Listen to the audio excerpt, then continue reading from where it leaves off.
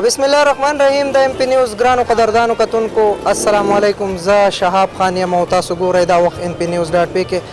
ګرانو کتونکو د ټولو نه وړاندې خو زما او زما د پوره ټیم د طرفه دي تاسو ته د لوی اختر مبارکي.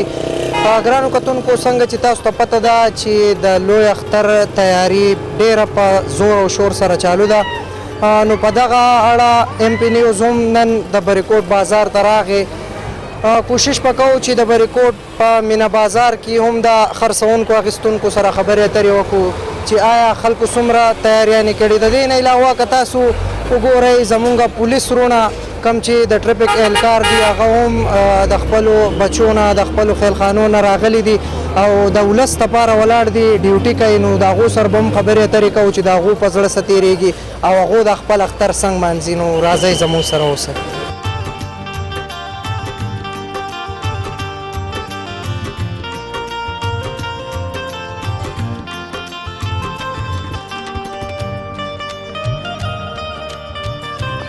کتونکو دا وخت زموږ سره یو ورور ولاړ دی او بازار ته راغلی دی او ځان له څه شاپینګ هم کړی ده، سره به خبرې اترې کوو چې دوی سوی. السلام علیکم. وعلیکم السلام. دا راته ووایه چې په بریکوټ په مینا بازار کې دا وخت ولاړې او د اختر دپاره که تاسو وګورئ ډېر خلک په زور و شور سره راځي او ځانه شاپینګ کوي، نو څنګه تاسو څه واخیستل او د بازار حالات راته لږ ووایه.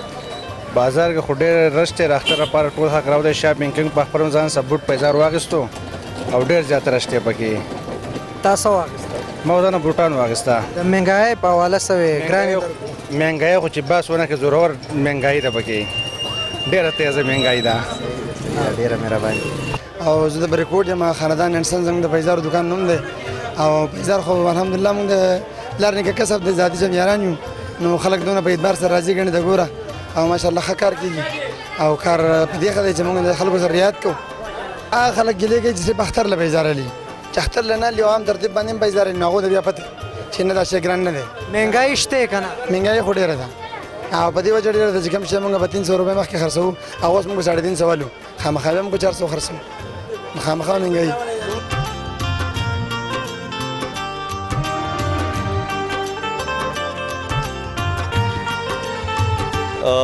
اختر خو د ټولو زموږ دپاره د خوشحالۍ د ټولو نه غټه خبره دا ده چې عوامو ته تکلیف نه وي، دوی ته روډ روا د وایي کم چې سیاح راځي د بهر نه سبا راځي بل ورځ راځي لا بل ورځ د اختر چې څومره دا چوټیانې دي په دې کې د بهر میلمانه راځي، نو دوی ته به انشاءالله موږ په دې روډ د پاسه ولاړ یو، هغه نوري که فرض کا باران وي او یا شپه وي، خو چې مطلب څو پورې دا خلک دلته کې په دې بازارونو کې ګرځي د دوی سره به موږ یو انشاءالله.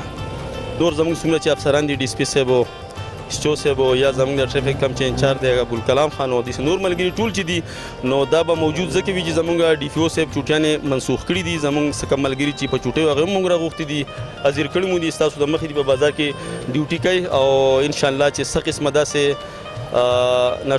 ناخوشګوار واقعه پیښه نه شي او روډ روا د وای او خلکو ته تکلیف نه وي.